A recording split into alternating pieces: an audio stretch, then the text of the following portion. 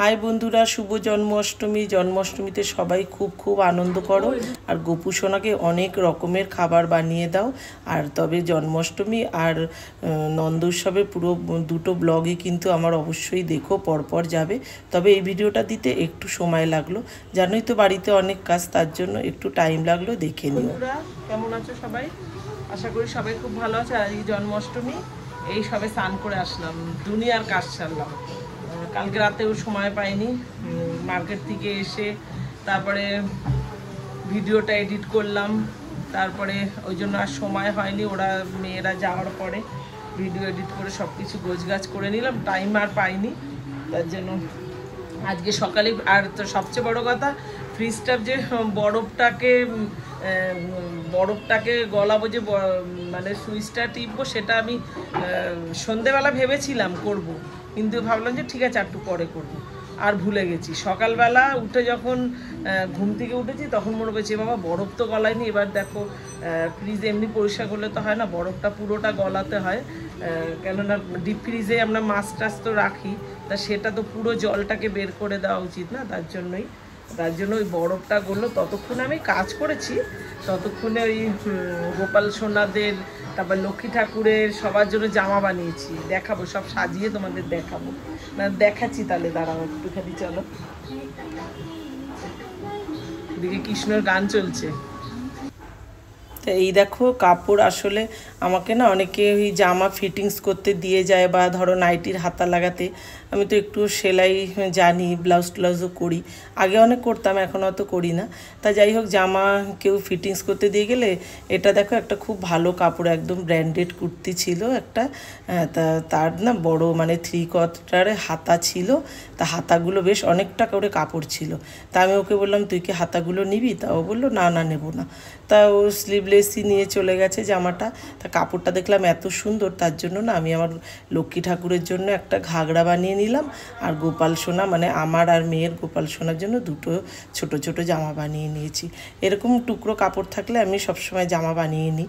তা গোপাল সোনাকে জামা কিনে দিই, তামঝাম জামা অনেক কেনা হয় অনুষ্ঠান পারপাসে, কিন্তু অত তামঝাম জামা না আমি পরাতে চাই না, বেশি গরম পড়লে। আর আমরা থাকি তো 4তলার ওপরে, প্রচণ্ড গরম লাগে। তা আমার গরম লাগে, মনে হয় জানি আমার গোপালেরও গরম লাগে, আমি সেইভাবেই করি। আর এগুলো দেখো লেংটি টাইপের, মানে একদম গলা থেকে পরিয়ে একদম পেছন থেকে একদম প্যান্টিরও কাজ হয়ে যায় আর জামারও কাজ হয়ে যায়। খুব গরম পড়লে এগুলো পরাই, আর না হলে রাতে শোয়ার সময়ও খুব কাজে লাগে।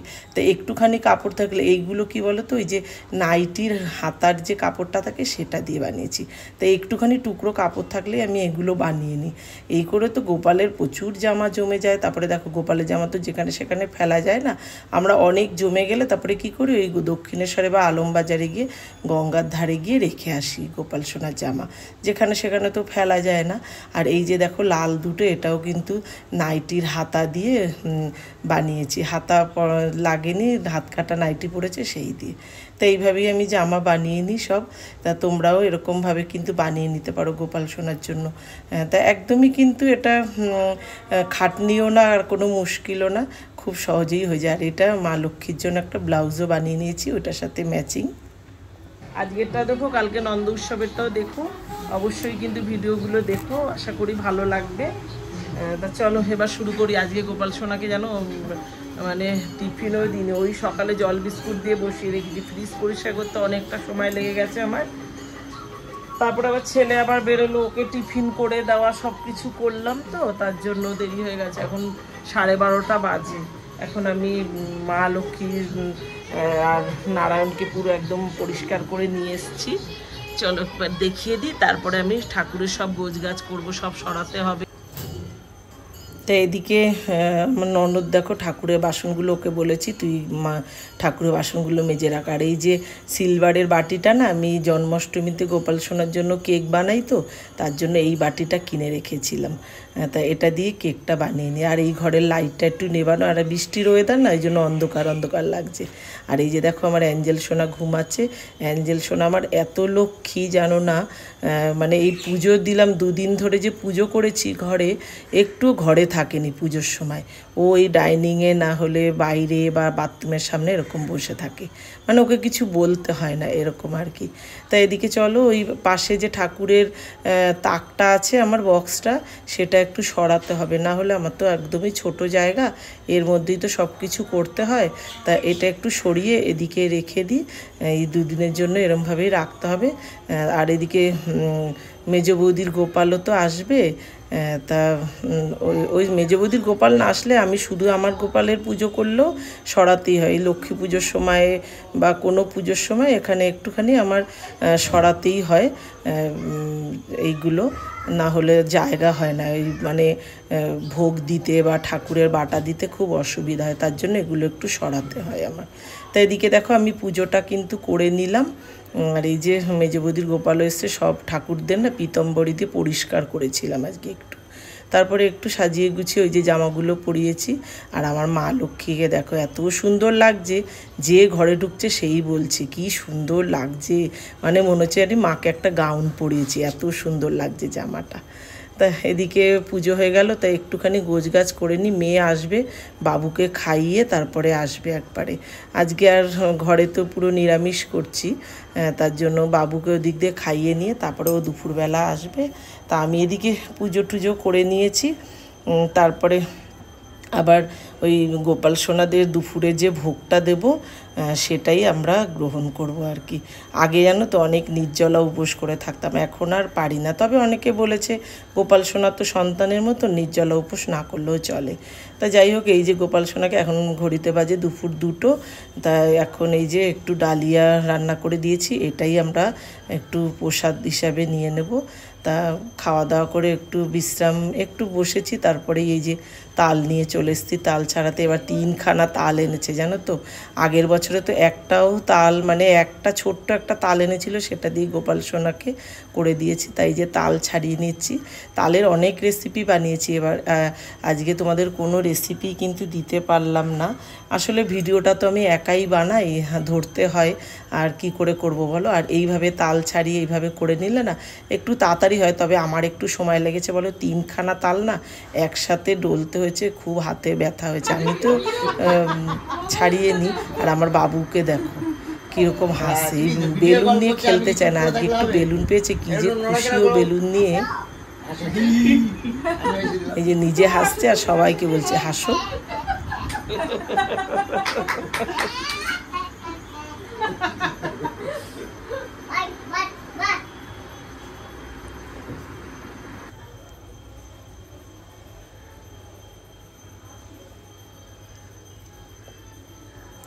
তা ওই হলো গোপাল সোনার হ্যাপি বার্থডে, তো তার জন্য বার্থডে হ্যাপি বার্থডে ওটা লাগিয়ে নিয়েছি।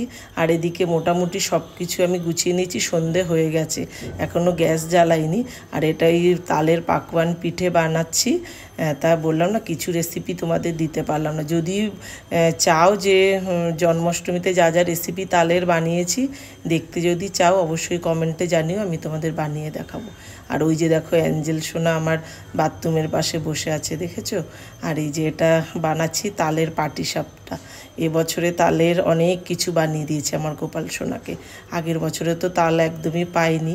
তালের বড়া করেছি, তালের পাটিসাপটা, তালের মালপোয়া, এমনি এটা এমনি মালপোয়া, তারপরে তালের লুচি, তালের লুচিটা নন্দ উৎসবের দিন করেছি, অবশ্য পরের দিন, বাসি লুচিতে দেওয়া যায় না তার জন্য।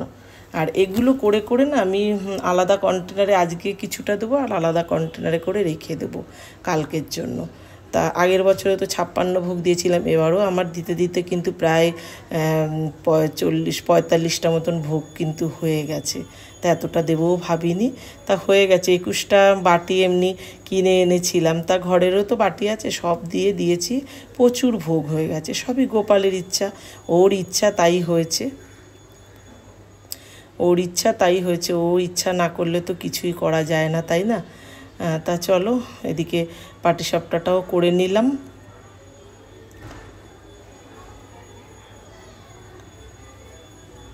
তাই এদিকে সব কিছু করে এখন ঘড়িতে আমার প্রায় 8টা সাড়ে 8টার মধ্যে মোটামুটি সব হয়ে গেছে।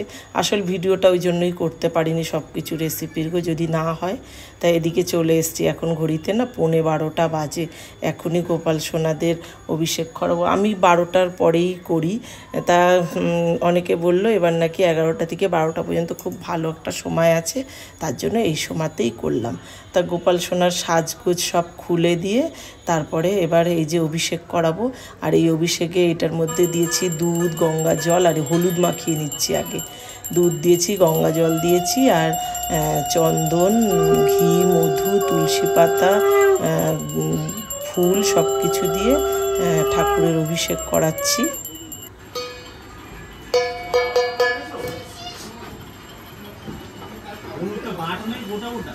আর এদিকে দেখো আমার বাবু কি যে আনন্দ করছে বেলুন নিয়ে।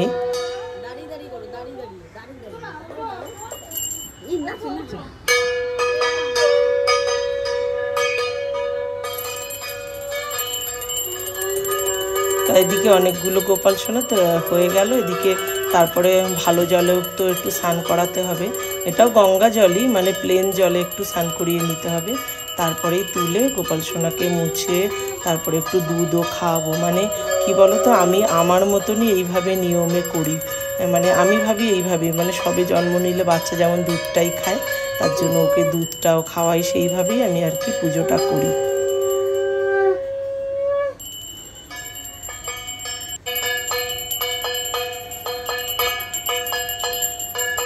তো এই যে ওই যে বলেছিলাম না একদম নিমার মতন যে বানিয়েছিলাম, তা সেটা পরিয়ে দিচ্ছি।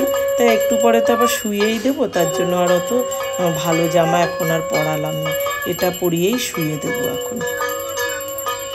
তো এইরকম জামাগুলো জানো তো গোপালকে পরানো খুব সুবিধা, বেশ ভালো লাগে, বেশ নাইট ড্রেস হিসাবে তো ভীষণ ভালো হয়।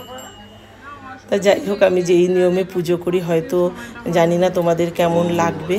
আমি আমার মতন করেই ঠাকুরকে পুজো করি। তা যাই হোক, তোমরা কেমন করে করো একটু অবশ্যই কমেন্টে জানিও আমাকে। এই যে দেখো কি সুন্দর লাগছে না গোপাল সোনাকে। সবাইকেই স্নান করিয়ে একবারে তুলে জামা পরিয়ে নিচ্ছি।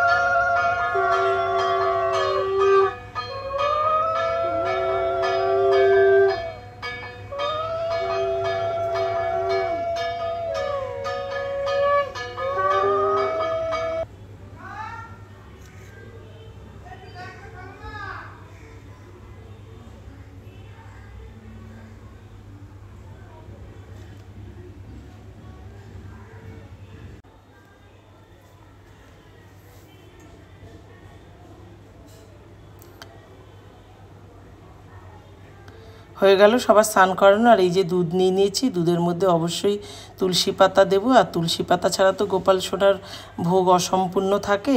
তা একটা গলায় একটা কাপড় দিয়ে তারপরে এই যে একটু মুখের সামনে 3 বার করে একটুখানি দুধটা ধরবো। তা এইভাবেই আমি পুজো করি আর কি।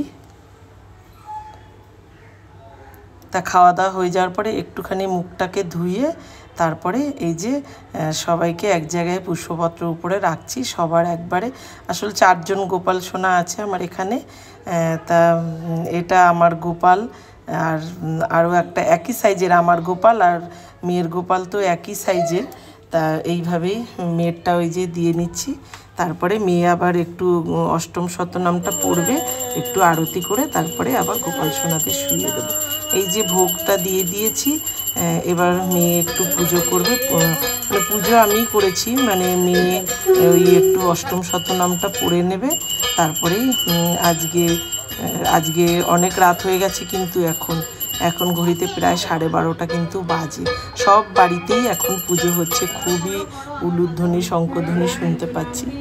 এই যে মেয়ে এবার অষ্টম শতনামটা পড়ে নিচ্ছে। দিন গেল মিছে কাজে, রাত্রি গেল নিদ্রে, না ভজিনি রাধা কৃষ্ণ চরণ আর বৃন্দে, কৃষ্ণ ভজি কন্যা ডাল ভাঙ্গি পড়ে, আর এদিকে দেখো আমার বাবু কি যে মজা করছে, ওর কাছে তো সব কিছুই নতুন নতুন না, একটা একটা শিখছে। ওই যে চেষ্টা করছে শঙ্খ বাজানো। আমার শঙ্খটা যেহেতু অনেক বড়, ওই জন্য মেজ বৌদির শঙ্খটা ছোট্ট, তো তা ওই শঙ্খটা নিয়ে এই যে চেষ্টা করছে বাজানোর। তো আর পারে না, তাই জন্য ও মানে বাজাবে এইভাবে। যশোদা রাখিল নাম যদু বাছাবে, উপানন্দ নাম রাখে সুন্দর গোপাল, ব্রজ বালক নাম রাখে ঠাকুর রাখাল, সুবল রাখিল নাম ঠাকুর কানাই, শ্রীরাম রাখিল নাম রাখাল রাজা ভাই, ননীচড়া নাম রাখে যতই গোপিনী, কালসোনা নাম রাখে রাধা বিনোদিনী, কুব্জা রাখিল নাম পতিত পবন হরি, চন্দ্রাবলী নাম রাখে মোহন বংশীধারী, অনন্ত রাখিল নাম অন্তনা পাইয়া, কৃষ্ণ নাম রাখে ধ্যানেতে জানিয়া, কর্ণমুনি নাম রাখে দেব চক্রপাণী। তা ওদিকে ওর দাদু ওদিকে কালকে নন্দোৎসবের জন্য আলুটাকে ছাড়াচ্ছে বসে বসে। কি করব, আলুটা ছাড়িয়ে নিই। আর ওদিকে দাদু কাজ করছে, আর নাচ দেখো আমার বাবু কি যে মজা। রাত্রি 12:30 1টা বাজে যায়, ঘুম নেই চোখে। দেখো ওকে ঘুমের ড্রেস ট্রেস পরিয়ে নিয়েছে, ওরা বাড়ি চলে যাবে। আমাদের এক গলিতে থাকে, 2-3টে বাড়ির পরেই ওরা থাকে। তা ও চলে যাবে, একটু বৃষ্টি পড়ছে, বলেছিলাম মেয়েকে থাকতে। তা মেয়ে বললো না মা, সকালবেলা আবার স্নান টান করে আমার আবার বাড়িতে যেতে হবে, তার দিয়ে বাড়িতে যাই, ওকে ঘুম পাড়িয়ে তারপরে আমি সকালবেলা তাড়াতাড়ি চলে আসবো। তো এদিকে মা পুজো করছে, মায়ের ঘাড়ের উপরে উঠে গেছে।